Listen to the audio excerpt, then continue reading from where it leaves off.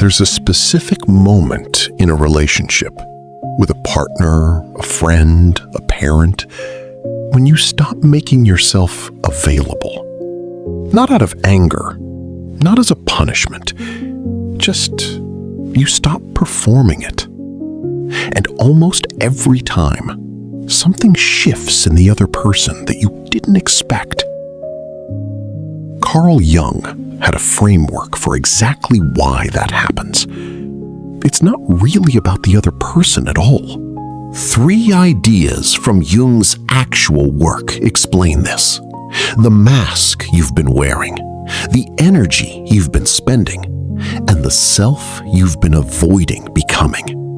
Once you understand all 3, you'll understand exactly why withdrawing, done the right way, doesn't damage relationships. It reveals which ones were real. Jung used the term persona for the social mask we all develop, the version of us shaped for how others need us to be. It's not fake exactly, it's necessary. But it becomes a problem when we stop being able to tell the difference between the mask and the person underneath it.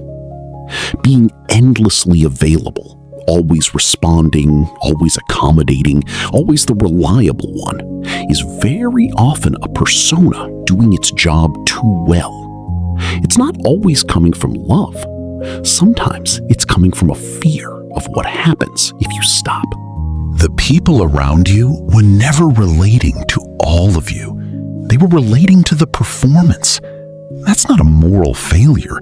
It's just something Jung would say almost everyone does, to some degree.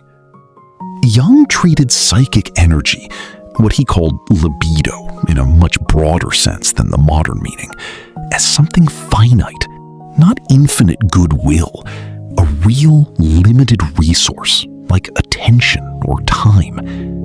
Every time you're endlessly available to everyone else's needs, that energy is going somewhere, and it has to come from somewhere else, usually from the quieter parts of you, your own creative life, your own unconscious material, the parts of you that only surface in solitude. This is why withdrawal so often feels, physically, like relief before it feels like loss. You're not being cold. You're reallocating energy that was never infinite to begin with, back toward the one relationship that's easiest to neglect, the one with yourself.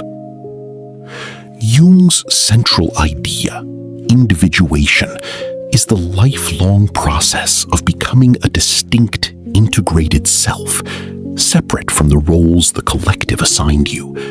It requires differentiation, which means, at some point, it requires disappointing people who only knew the persona. Here's the part most people skip. Over-availability often isn't generosity. It's frequently a defense against shadow material, the parts of yourself you haven't integrated. Fear of being unloved, fear of conflict, fear of being seen as difficult. Staying endlessly available can be a way of never testing whether you're still wanted once you stop earning it. When you finally do stop, even briefly, you're not being selfish. You're letting people respond to the actual, individuated self instead of the role. That's frightening because it's honest. Here's what tends to happen in practice. The relationships that were built on the performance, on your constant availability, often cool or grow distant or reveal themselves as conditional. And the relationships that were real recalibrate instead of disappearing. They adjust to the actual person, not the mask. That's not a coincidence, and it's not manipulation on your part either.